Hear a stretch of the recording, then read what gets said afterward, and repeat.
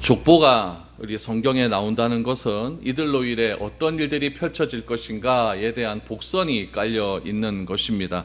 이런 족보를 우리가 히브리 말로 뭐라고 했는지 기억이 나시는지 모르겠는데 톨레도트라고 했던 말 여러분 기억하시죠? 족보, 계보, 이 사람으로 인하여 어떤 영향이 일어나게 되었는가, 오늘도 그 이야기를 하고 있습니다. 왜 이런 이야기가 중요하냐? 성경은 여러분 우리가 다 아는 대로 하나님의 말씀입니다. 하나님의 말씀일 뿐더러 여러분 하나님의 이야기고, 하나 더 추가하자면 성경은 무엇이냐? 사람의 이야기입니다. 하나님께서 그 시대의 사람들에게 어떻게 역사하셔서 그 시대 사람들을 어떻게 구원하셨는가에 대한 이야기가 성경의 이야기입니다. 그래서 성경의 족보는 하나님의 자녀들이 죄악된 세상 속에서 그 후손들에게 어떻게 믿음이 전가되었는가를 보여주는 책이라고 할 수가 있을 것입니다. 그래서 성경은 늘 언제나 이런 족보 속에서 한 사람에 주목을 합니다. 그 한 사람을 통해서 믿음의 계보가 이어졌다, 이것을 굉장히 강조하고 주목하고 있는 것이죠. 그 한 사람이 오늘 본문에서는 계속해서 우리 봤을 때 누구였냐면 노아라는 사람이었습니다. 노아 한 사람을 주목하셔서 그 한 사람을 통해 믿음의 계보를 이어가게 하셨고, 오늘 1절의 말씀처럼 이제 노아의 후손은 3명의 아들들이 있었는데 이 3명의 아들들을 통해서 어떻게 또 믿음의 흐름들이 이어가는지를 오늘 이 창세기 10장을 통해서 우리가 한번 발견할 수 있어야 될 것입니다. 우리는 족보가 나오게 되면 우리가 또 창세기 10장부터 볼 때 족보가 몇 번 나오지 않습니까? 족보가 나오게 되면 대충 이렇게 넘어가는 경향이 있는데, 오늘 말씀을 딱 듣게 되면 족보 쉽게 넘어갈 문제가 아니구나 라는 것을 여러분들이 깨닫고 돌아갈 수 있었으면 좋겠습니다. 그것만 깨닫고 돌아가시면은 저는 성공입니다.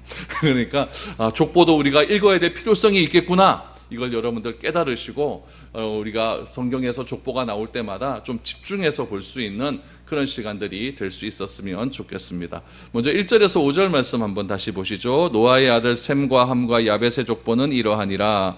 홍수 후에 그들이 아들들을 낳았으니 야벳의 아들은 고멜과 마곡과 마대와 야완과 두발과 베색과 디스라요.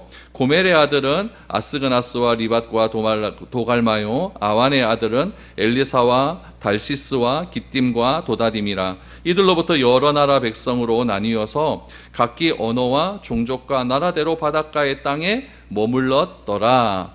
하나님께서 홍수 심판을 하셨어요. 그리고 8명의 사람들을 남겨 누웠습니다. 창세기 9장 19절 말씀에 보면은 노아의 세 아들로부터 세상에 사람이 퍼져나갔다라고 이렇게 기록을 했습니다.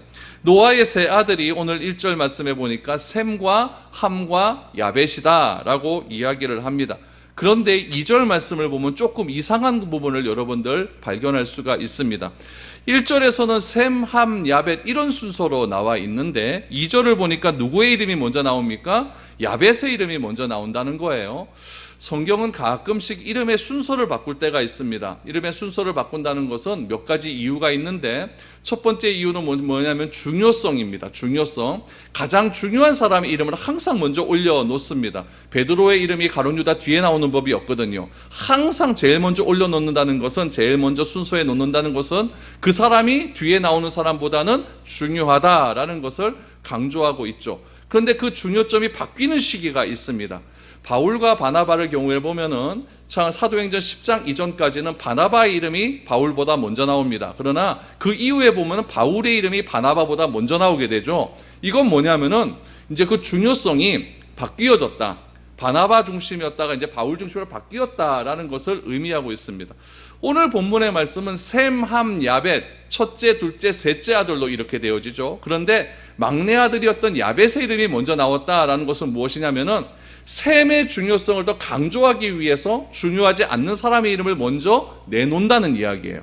그래서 앞에 야벳과 함의 자손들이 이러이러했으나 하나님이 택하신 셈 족속은 이러했다는 것을 강조하기 위해서 순서를 바꾸었다라고 여러분들이 기억을 하시면 좋습니다. 그래서 오늘 이 노아의 아들들의 이름을 우리가 살펴보면서 이 야벳의 이름이 먼저 나온 이유가 무엇인가, 이거를 여러분들 그렇게 기억을 하시면서 이제 셈의 후손들이 어떻게 전개되어 가는지를 여러분들이 살펴보면 좋습니다. 또 한 군데 더 생각을 해보시면은 현재 야벳과 함과 셈의 후손들이 이렇게 세 후손들이 쭉 나오게 되는데 제가 이거 세어봤어요. 과연 몇 명이나 나오는가? 우리가 몇 명의 사람을 읽어봤는가? 사람이 몇 명 나오냐면 70명이 나옵니다. 70 집에 가서 한번 세어보세요. 70명이 나오는데 이게 좀 재미가 있어요. 야벳의 후손은 몇 명이 나오냐면은 14명이 나와요. 14명. 아들 7명, 손자 7명, 14명이 나옵니다. 둘째였던 함의 자손은 몇 명이 나오면은 30명이 나와요. 30명이 나와요. 셈의 아들은 몇 명이 나오냐면은 24명이 나옵니다. 그래서 합쳐서 70명이 나와요. 그럼 왜 하필이면 70명일까? 여러분, 야벳과 함과 셈의 후손들이 이 70명 외에 더 있지는 않았을까요? 훨씬 더 많이 있었습니다. 훨씬 더 많이 있었지만은 성경은 추려서 유독 70이라고 하는 숫자를 강조하는 이유가 있다라는 것을 우리는 알아야 됩니다. 우리나라도 이렇게 보면은 숫자 중에서 무슨 숫자를 좋아해요? 7자 좋아하죠. 그렇죠? 5자도 좋아하고 7자도 좋아합니다. 무슨 숫자 싫어해요? 4자는 죽어도 싫어합니다. 그래서 병원에 가서 몇 층이 없어요? 4층이 없어요. 이거는 우리나라 그냥 문화예요. 그렇죠? 문화. 히브리인들에도 문화가 있다는 거예요. 히브리인들에도 숫자가 주는 문화가 있습니다. 어떤 문화가 있냐면은 하늘을 말할 때는 몇을 말하냐면은 3을 이야기합니다. 3을 이야기하고 땅을 이야기할 때는 4를 이야기합니다. 그러면 하늘과 땅을 이야기할 때는 몇을 이야기할까요? 7을 이야기해요. 하늘과 땅을 이야기할 때는 7을 이야기하죠. 거기다가 10이라고 하는 숫자를 완전수로 히브리인들은 생각을 합니다. 그래서 여러분 7, 10 이런 것들은 이스라엘 히브리인들에게 굉장히 중요한 수죠. 근데 3과 4, 이 3과 4를 곱하면은 몇이 나오냐면 12가 되거든요. 그래서 이 12도 완전수라고 이야기를 해요. 그래서 여러분 가만히 보시면 이스라엘 지파는 몇 지파예요? 12지파. 왜 하필이면 12지파일까? 완전수기 때문에. 예수님은 몇 명의 제자를 모았습니까? 12명의 제자를 부르셨죠. 그렇죠? 이스라엘의 지파 12지파를 통해서 열방을 부르시고 12제자를 부르셨다라고 하는 것은 무엇이냐면은 하나님께서 12지파를 선택하셔서 또 이스라엘을 만드셨고 12제자를 선택하셔서 그 12제자로 하여금 하나님께서 온 사방에 흩어지게 하셨다는 것은 온 열방을 부르시겠다라고 하는 그런 의미가 담겨져 있죠. 그런 의미에서 노아의 후손이 70이라고 하는 수는 열국으로 흩어져 있던 수많은 노아의 후손들이라고 하는 의미가 있죠. 7이라고 하는 완전 숫자에 7이라고 하늘과 땅을 말하는 숫자에 완전수인 10을 곱했더니 70이 나오게 되는 거죠. 이것은 이 70명만이 이 세상에 존재하는 것이 아니라 많은 사람들이 지금 세상에 흩어져 있다. 이 족보에 기록되어 있지 않는 많은 사람들이 흩어져 있다라는 것을 알 수가 있습니다. 이 70이라는 숫자가 꽤 유명합니다. 여러분, 예수님께서 이스라엘 백성들, 제자들을 이스라엘 백성들을 전역으로 파송하실 때 몇 명의 제자를 파송하셨냐면은 70명의 제자를 파송하셔서 그래서 각지 짝을 이루어서 70명을 파송하셨다라는 거예요. 또 이스라엘의 산에 들인 공회원도 몇 명으로 구성되어 있냐면 70명으로 구성이 되어 있습니다. 또 이건 또 역사적인 얘기지만은 히브리어를 헬라어로 번역을 할 때 알렉산드라라고 하는 그 북이 아프리카라는 지역에서 유대의 랍비들을 다 끌어모았습니다. 몇 명을 모았게요? 70명을 모았어요. 그래서 히브리어를 헬라어로 바꾸는데 70명의 학자들을 모아서 번역했다. 그래서 그 번역서를 뭐라고 얘기할까요? 70인역 이렇게 얘기하는 거예요. 그러니까 70이라고 하는 숫자가 주는 의미가 굉장히 이스라엘에게는 크다는 거예요. 7이 완선주소, 그렇죠? 7이 완전수예요. 그 완전수와 완전수를 더하면 몇이 나올까요? 14가 나와요. 이 14에 담긴 의미도 있습니다. 마태복음 1장 말씀에 보면 예수님의 족보가 쭉 나오는데 예수님의 족보를 몇 개로 나누냐면 14대로 나눕니다. 14대로 몇 번을 나누냐면 3번으로 나눠요. 14대를 3번으로 나눈다는 거죠. 3은 뭐라고? 하늘의 숫자이기 때문에 3번으로 나누는 거예요. 그래서 아브라함부터 다윗 때까지가 14대입니다. 세어보시면 14개예요. 또 다윗 때 이후로부터 바벨론에 끌려가기 전까지가 14대예요. 바벨론 이후로부터 예수님까지가 14대예요. 그러니까 이스라엘 백성들의 족보상에 이렇게 숫자가 히브리인들이 특별히 귀하게 여기고 소중하게 여기는 숫자를 그렇게 사용했다라고 하는 것은 하나님께서 특별히 요 사람만 사용하는 것이 아니라 이 숫자를 통하여서 온 열방을 다 구원하시겠다라고 하는 그런 의미가 담겨져 있는 겁니다. 그러면 12가 완전수라고 하지 않았습니까? 12의 완전수 10을 곱합니다. 그럼 몇 명이 나와요? 몇 개가 나와요? 120명이 나와요. 120개가 나와요. 마가다라 방에 몇 명의 성령이 충만한 사람들이 모였습니까? 120명. 그래서 초대교회 처음 예루살렘 교회의 개척 member가 몇 명이었어요? 120명이 나오는 거예요. 그 12라고 하는 숫자에 12를 곱하면 140이 나와요. 140에 여러분 1000을 곱하면 14만 4천이 나오거든요. 이 14만 4천이라는 숫자가 신천지에서 말하는 것은 어떤 채워지는 수가 이야기하는 것이 아니라 모든 세상을 구원하시겠다라고 하는 하나님의 숫자로 나오는 것이죠. 그래서 성경에 나오는 숫자는 이런 어떤 좀 의미가 있다라는 것을 우리가 알고 이런 본문들의 말씀들을 생각하면은 꽤 재미가 있다라는 것을 우리가 알 수가 있게 됩니다. 아무튼 야벳의 후손들은 이렇게 나와 있고, 특별히 5절 말씀에 보니까 이들로부터 여러 나라 백성으로 나뉘어서 각기 언어와 종족과 나라대로 바닷가의 땅에 머물렀다라고 말을 합니다. 5절에 야벳의 후손이 나뉘어졌을 때 특별히 강조되는 것이 무슨 단어냐면은 언어, 백성, 종족, 나라입니다. 이것을 강조해요. 이것을 강조하는데 이 야벳의 후손뿐만 아니라 함의 후손, 셈의 후손을 말할 때도 결론을 이렇게 짓습니다. 여러분 오늘 본문 20절 말씀에도 보니까 이들은 함의 자손이라 각기 족속과 언어와 지방과 나라대로 나뉘었다, 이런 말이에요. 31절 말씀을 보시면 셈의 자손이니 그 족속과 언어와 지방과 나라대로였다라고 이렇게 이야기하죠.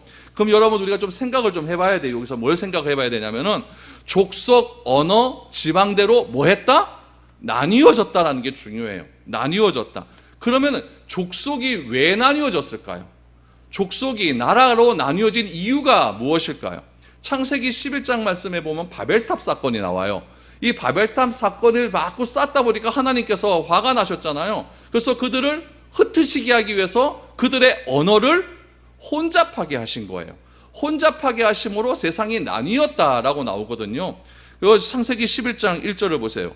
온 땅의 언어가 하나요, 말이 하나였더라. 아직 하나였다는 이야기예요.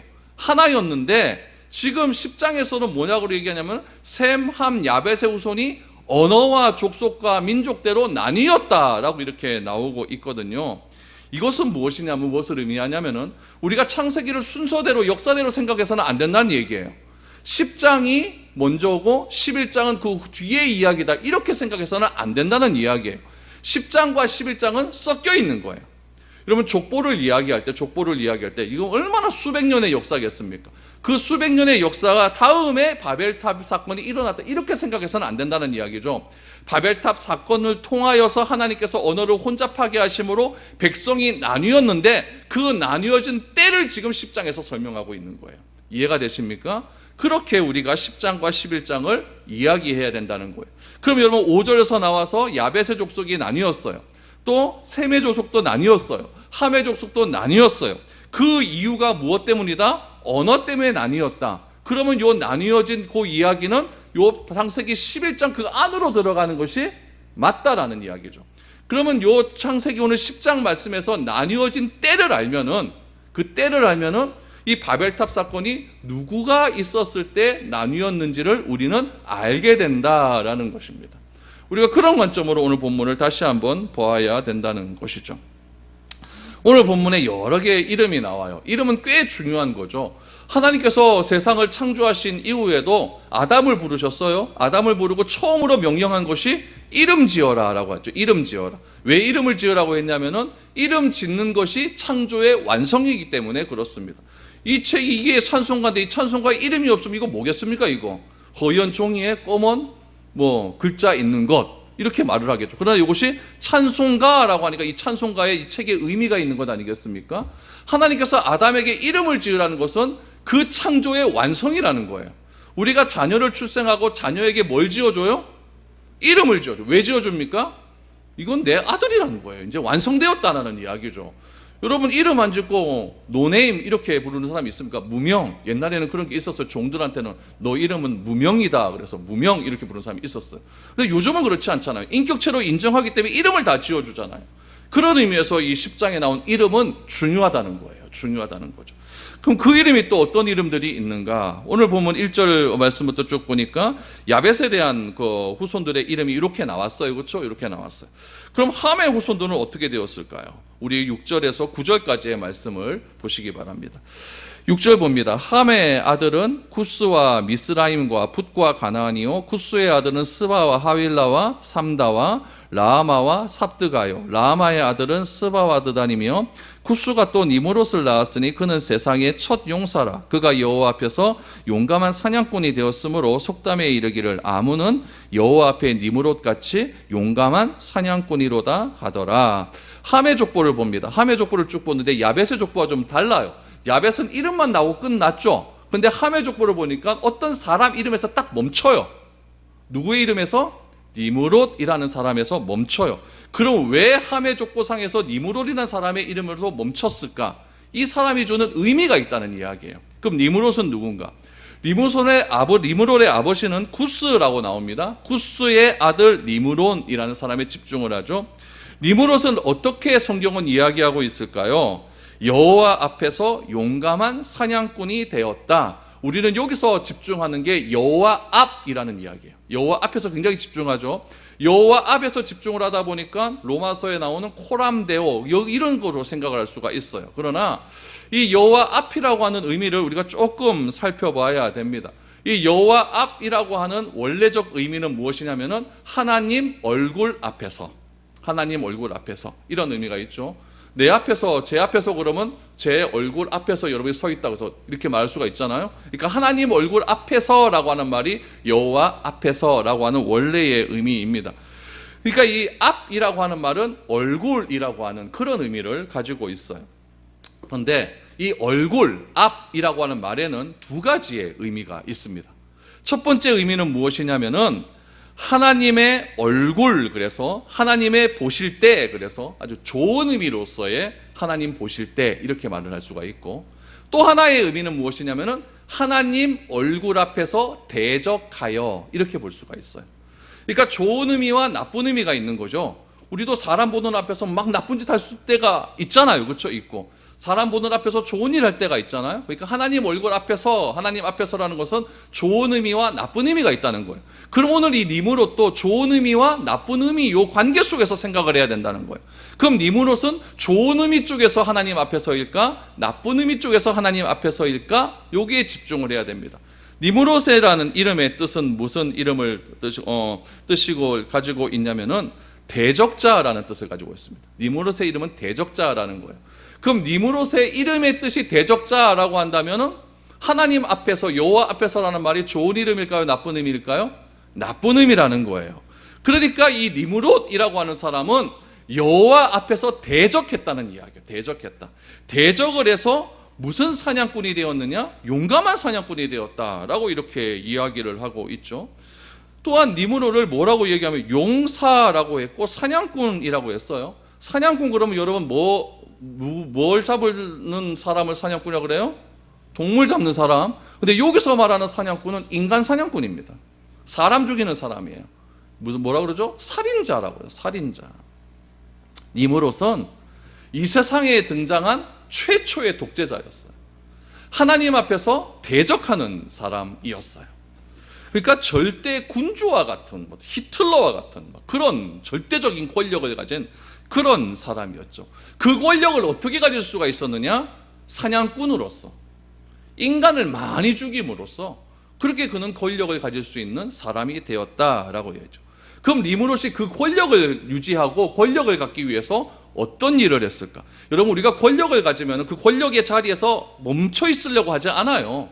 점점 확장시키려고 하죠. 니므롯도 똑같아요. 어떻게 확장을 시키는가? 자신의 권력을 10절에서 12절 보십시오. 그의 나라는 시날 땅의 바벨과 에렉과 악각과 갈레에서 시작되었으며 그가 그 땅에서 아수르로 나가 니느웨와 르호보딜과 갈라와 및 니느웨와 갈라 사이에 레센을 건설하였으니 그는 큰 성읍이라 라고 말합니다. 지금 노아와 세 아들이 노아 홍수 위에 처음 멈춰선 곳은 어디냐면 아라랏산이에요. 아라랏산은 어디에 있는 곳이냐면 터키 근교에 있는 산이거든요. 근데 지금 그곳에서 이제 사람이 막 퍼져나간 거죠. 퍼져나갔는데 지금 니므롯이 거한 곳이 어디였냐면은 그의 나라는 시날 땅이다 그래요. 시날이라고 하는 지역이 어디냐면은 지금의 이라크 지역입니다.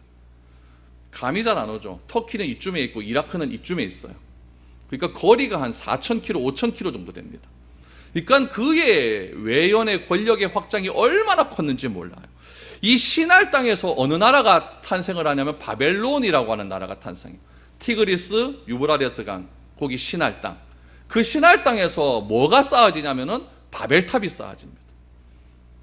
그리고 오늘 보니까 11절 말씀에 보니까 아수르로 나가기 위해서 니느웨라고 하는 성읍이 나옵니다. 이 니느웨라고 하는 성읍은 아수르의 구수도예요.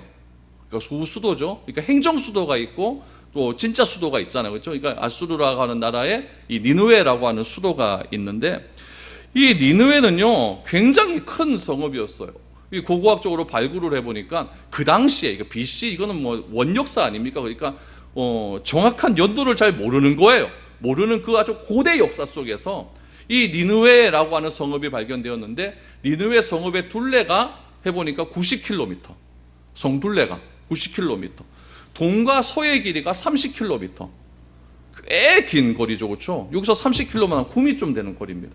그게 둘레가 90km쯤 돼요. 그래서 요나가 하나님의 명령에 의해서 니느웨 성으로 가서 막 걸어다니면서 회개를 선포했을 때 3일 길을 걸어야 된다라고 말하지 않습니까?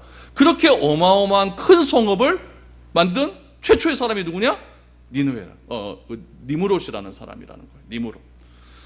그러니까 이 니므롯이라고 한 일은 무엇이냐? 니므롯이라는 사람이 한 일은 무엇이냐면은 자신이 권력을 갖기 위해서 수많은 사람을 죽였고, 그 죽인 일을 하나님 앞에서 그렇게 대적을 했고, 그 가진 권력을 가지고 어마어마하게 땅을 늘려서 정토를 확장해서 그렇게 자신의 권력을 가지려고 했던 그런 사람이 니므롯이었다라는 것을 알게 됩니다. 근데 이 니므롯이 누구의 후손? 저주받은 함의 후손. 여기에 주목을 해야 됩니다. 그러면 여러분, 이 니므롯이 결과론적으로 이렇게 큰 내연을 확장하고 이렇게 엄청난 권력을 추구한 것이 함의 후손이라고 한다면 하나님은 이 함의 후손이 한 이런 결과를 좋게 보실까요? 나쁘게 보실까요? 별로 좋게 안 보신다는 이야기예요. 그런데 우리의 꿈은 뭐냐면은 우리의 자식이 이랬으면 좋겠어요. 권력을 갖고 큰 성읍의 수장이 되었으면 좋겠고 넓은 땅을 소유했으면 좋겠고 그래서 사람을 다스리는 그런 사람이 좋겠다라고 하는 그런 꿈을 갖고 자녀들을 위해서 기도하는 경우가 얼마나 많이 있습니까? 예수님께서 가이사랴 빌립보 지방에 가셔서 제자들을 모았습니다. 그리고 너희는 나를 누구라? 라고 묻습니다.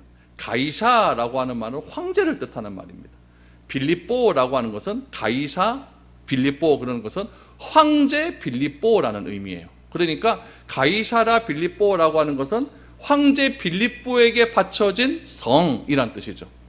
가이사랴 빌립보는 이스라엘 최북단에 있습니다. 최북단에 있는데 거기만큼 물이 많은 곳이 없어요. 막 폭포가 막 철철 넘칩니다. 막 물이 그렇게 많아요. 숲이 얼마나 우거졌는지 몰라요. 그 우거진 숲 사이에 커다란 돌 암석이 있습니다. 산이 있어요. 그 산, 그 암석 한가운데에 뭐가 있냐면은 가이사 빌립보를 위한 황제의 신상이 있어요. 그 신상 앞에서 예수님이 묻는 거죠. 너는 이 신상을 택할래? 이 화려한 가이사랴 빌립보의 거대한 문화를 택할래? 아니면 나를 택할래? 집 하나 없는 나를 택할래? 예수님이 이 선택을 지금 묻고 있는 것이죠.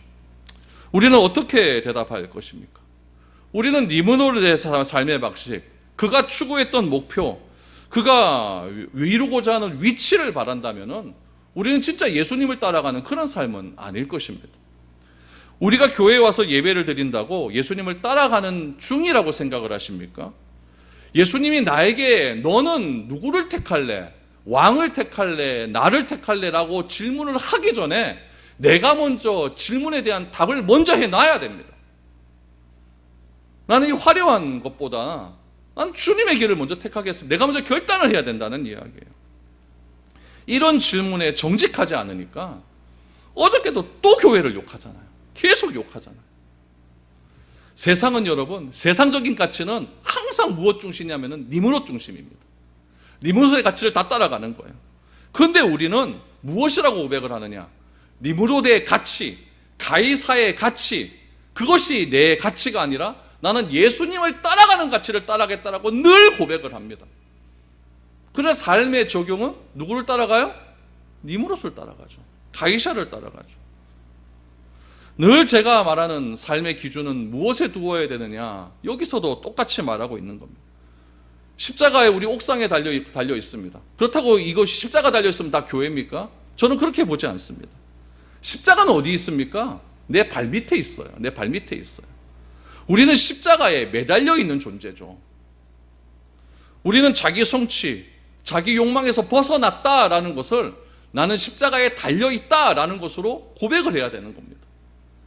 우리가 그렇게 살 수 있는 이유는 무엇입니까? 세상의 니므롯의 가치보다 더 큰 하늘의 영광을 보았기 때문에 그런 것 아니겠습니까? 그래서 주저하지 않고 나는 니므롯의 길을 따라가지 않겠습니다. 그래서 회개하고 나는 예수님의 길을 따라가겠습니다 라고 이렇게 결정한 것 아닙니까?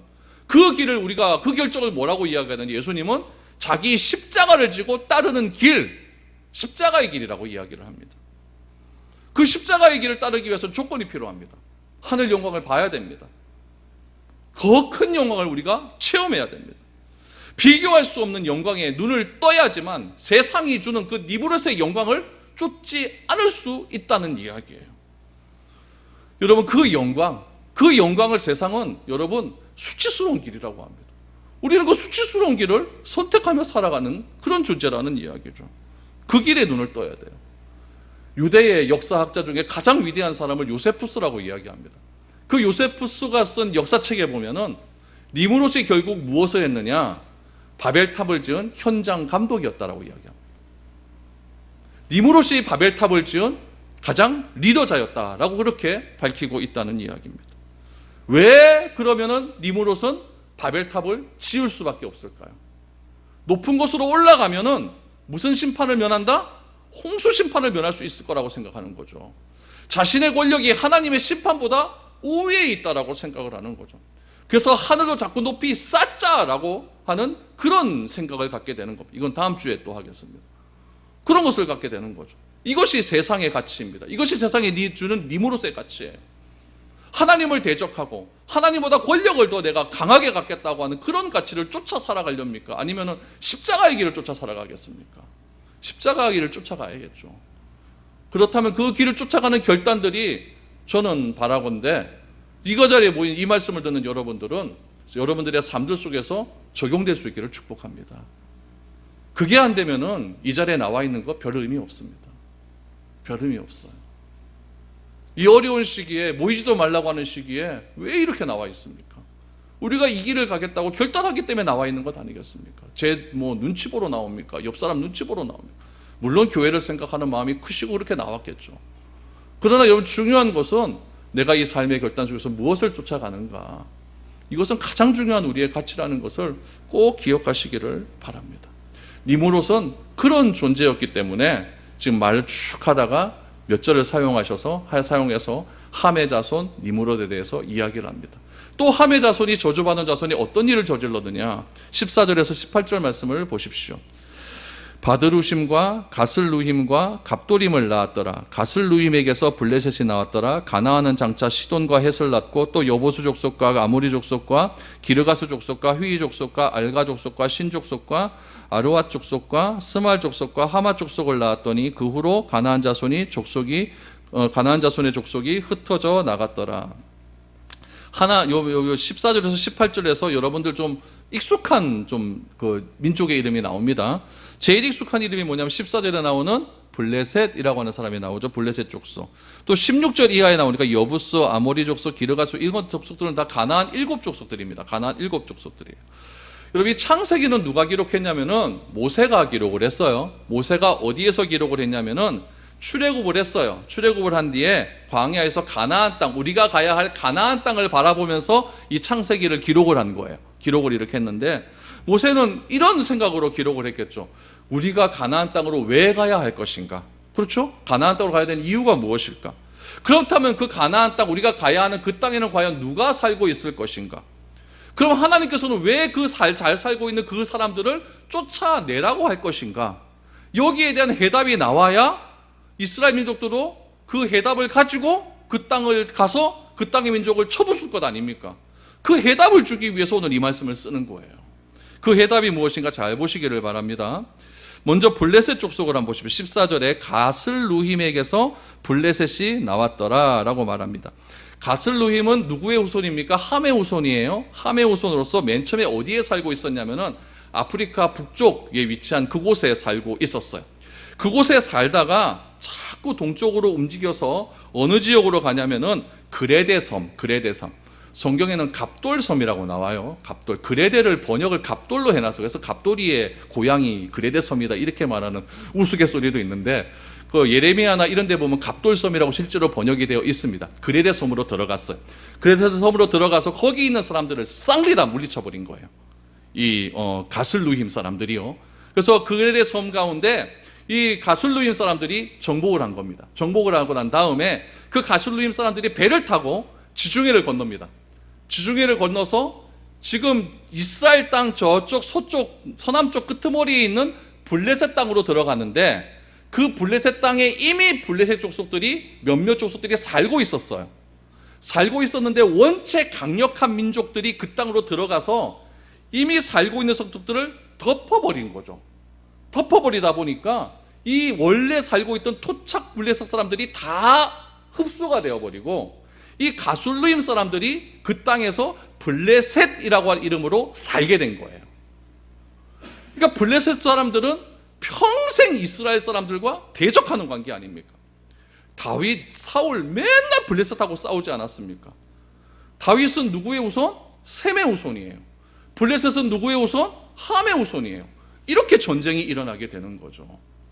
그러니까 함의 후손이 저주를 받아서 믿음의 족보인 다윗의 셈의 후손을 그렇게 치는 일들이 일어나게 되었다라는 이야기죠. 또 한번 보십시오. 16절 이하에 보니까 16절 여부스, 아모리, 기르가스, 히위 족속, 이런 족속들은 다 누구냐면 가나안 땅에 이미 살고 있는 7 족속들입니다. 그 족속들을 물리치고 너희가 그 땅으로 들어가라. 그 땅은 원래 노아의 후손 때부터, 노아의 함의 후손 때부터 하나님께서 이미 약속하신 족속, 이것을 근거를 가지고 모세가 이스라엘 백성들에게 명령을 내리는 거죠. 그래서 우리가 그 땅을 차지해야 된다라고 말을 하고 있는 겁니다. 특별히 여러분 19절 말씀해 보니까 가나안의 경계는 시돈에서부터 그랄을 지나 가사까지와 소돔과 고모라와 아드마와 스보임을 지나 라사까지였더라. 함 족속에 사는 지명이 나와요. 지명이 나오는데 여기서 유명한 동네 이름이 2개 나오죠. 여러분 잘 아는 동네입니다. 19절에 보니까 무엇과 무엇? 소돔과 고모라. 소모라 고모라가 누구의 후손이었다? 누구의 후손이 사는 동네였다? 함의 후손이 사는 동네였다는 것을 우리는 비로소 알게 됩니다. 소돔과 고모라는 어디 있냐면 이스라엘 최남단에 보면 사해가 있어요. 사해 남쪽에 있는 도시가 소돔과 고모라예요. 소돔과 고모라예요. 그 도시가 얼마나 타락했으면 하나님께서 심판을 하시겠습니까? 그런데 참 재미있는 사실은 무엇이냐면은 성경에 원리가 있어요. 꼭 하나님이 심판하실 때에 그 심판의 경고를 하기 위해서 사람 하나를 들어보냅니다. 이스라엘 민족이 남과 북으로 나뉘고 난 다음에 이스라엘 백성이 엉망이었잖아요. 이스라엘 역사상 최고로 많은 선지자가 몰빵되었던 때가 언제냐면은 이스라엘 민족이 남과 북으로 나뉘은 이스라엘 민족들이 망하기 직전이었어요. 이사야, 예레미야, 에스겔, 호세야 이런 사람들이 계속 와가지고 너 까불면 망해, 빨리 회개해 이런 얘기를 계속 때리잖아요.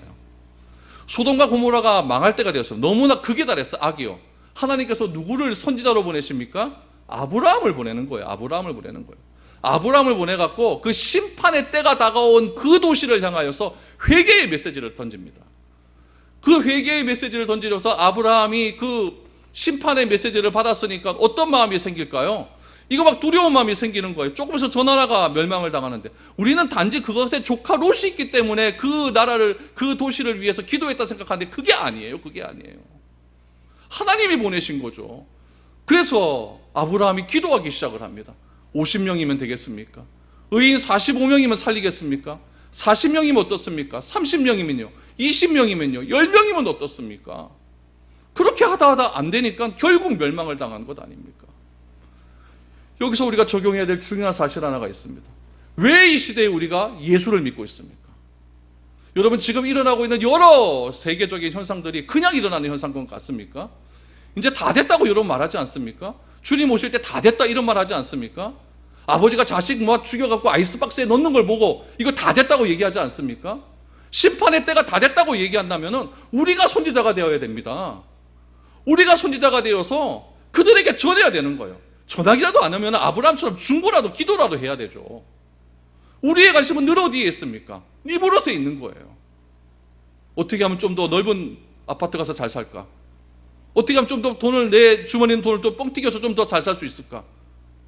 거기에만 있는 거죠. 거기에만 있는 거죠. 물론 그게 필요 없다는 얘기 아닙니다.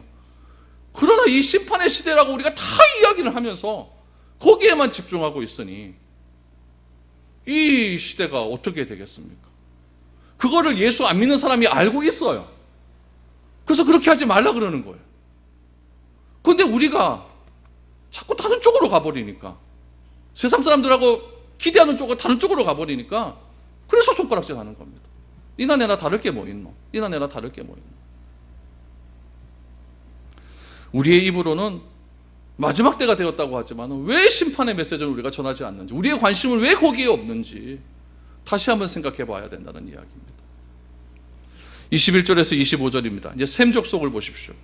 셈은 에벨 온 자손이요, 자손의 조상이요, 아벳의 형이라. 그에게도 자녀가 출생하였으니 셈의 아들은 엘람과 아수르와 아르박삭과 룻과 아람이요, 아람의 아들은 우스와 훌과 게델이며 게델과 마스며, 아르바삭은 셀라를 낳고 셀라는 에벨을 낳았으며 에벨은 두 아들을 낳고 하나의 이름은 벨렉이라 하였으니 그때의 세상이 나뉘었으며 벨렉의 아우의 이름은 욕단이라. 여러분, 함의 후손이 누구에서 멈췄다? 니므롯에서 멈췄다고 했습니다. 그럼 세벨의 후손은 지금 누구에서 멈추는지 보십시오. 세벨의 후손은 누구에서 멈추냐면 에벨이라고 하는 사람에서 딱 멈춥니다. 에벨. 24절에 아르박삭은 셀라를 낳고 셀라는 에벨을 낳았으며 에벨은 두 아들을 낳고 그랬어요. 그럼 여러분, 이 에벨의 때에 무슨 일이 있었느냐? 에벨이 두 아들을 낳았어요. 첫 아들은 누구냐면 벨렉이었고 둘째 아들은 욕단이었습니다. 그런데 이 첫 번째 아들 벨렉의 때에 세상이 뭐했다? 나뉘었다 그랬으니까, 세상이 나뉜 거는 무슨 사건 이후에? 바벨탑 사건 이후에 나뉘었다는 것을 알고 있으니까 이 벨렉은 바벨탑 사건에 있었던 사람이라는 것을 우리는 알게 되는 겁니다. 그렇죠? 그렇게 알게 되는 거예요.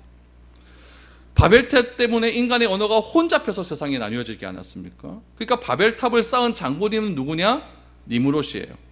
니므롯 시대 때 살았던 사람은 누구였느냐? 에벨과 그 두 아들이었던 벨렉과 욕단이에요. 여기서 여러분들이 하나 끄집어내야 될 것은 무엇이냐면은 벨렉의 자손이 어디에 나오고 욕단의 자손은 어디에 나오는지를 살펴보아야 됩니다. 여러분, 오늘 이거 25절 이하의 말씀에 보면은 벨렉의 자손은 안 나옵니다. 안 나오는데 누구의 자손만 나오느냐? 욕단의 자손만 나와요. 그럼 욕단은 뭐예요? 25절에 에벨은 두 아들을 낳고 하나의 이름은 벨렉이며 그때의 세상이 나뉘었고 벨렉의 아우의 이름은 욕단이며 그랬으니까 요 26절 이하에 보면 욕단의 후손의 명단이 쭉 나오거든요. 그럼 벨렉은 어디로 갔을까요? 벨렉은 어디로 가냐면은 창세기 11장 18절 말씀을 다시 보시면은 벨렉은 30세에 르우를 낳았고 르우를 낳은 후에 209년을 지내며 자녀를 낳았다라고 말을 합니다. 그러니까 이거 여러분 창세기 11장에서 셈의 족보가 다시 나오거든요. 그럼 이런 결론을 낼 수가 있죠.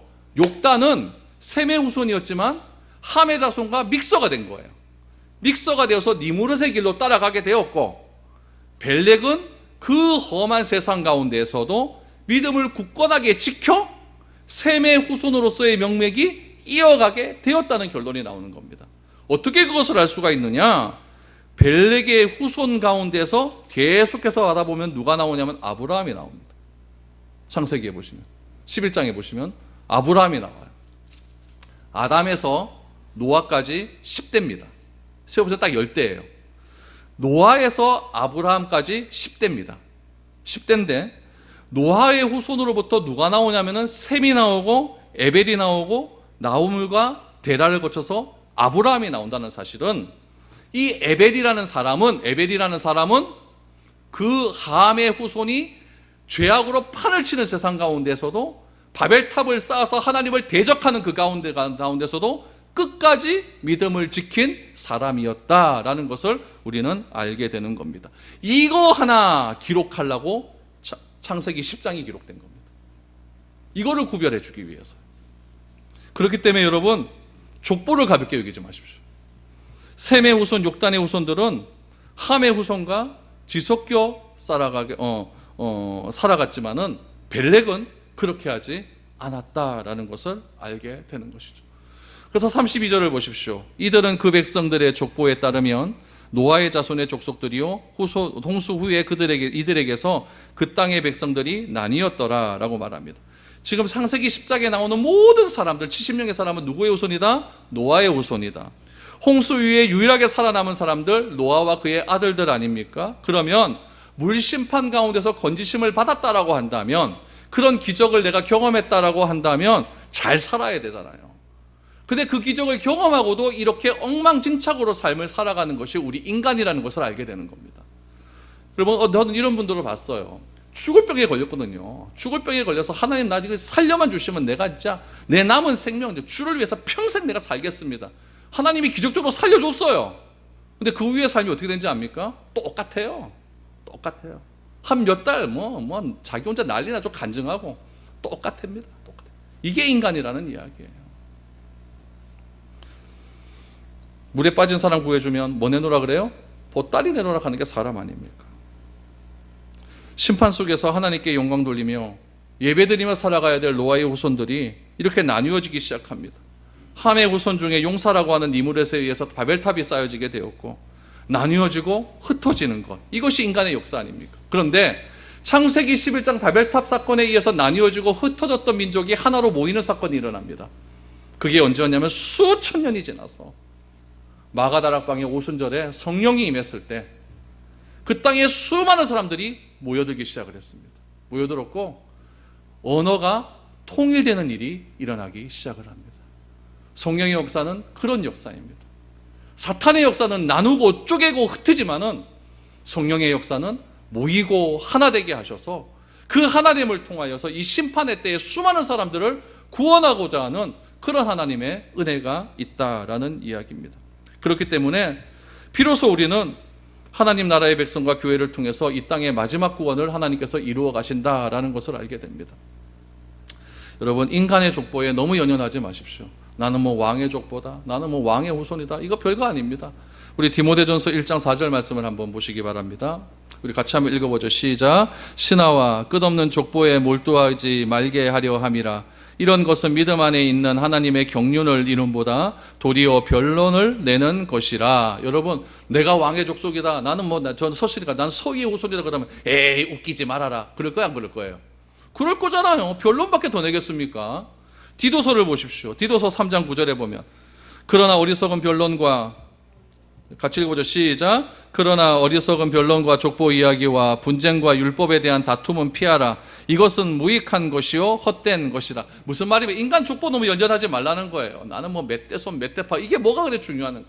예수님께서 어느 한 집에서 열심히 복음 전하고 있는데 밖에서 엄마가 찾아왔어요. 제자 중 하나가 들어와서 예수님 어머니 찾아왔습니다 그랬더니 예수님이 하시는 말씀이, 누가 내 어머니고 내 형제냐? 하나님의 뜻대로 행하는 자라야 내 어머니고 내 형제다라고 그렇게 말씀하고 있습니다. 여러분, 우리가 예수님의 촛보에 편입이 되었다라고 한다면 니무롯 이 시간부터 두려워하지 말기를 바랍니다. 그거보다 우선되는 게 먼저 있다라는 이야기예요.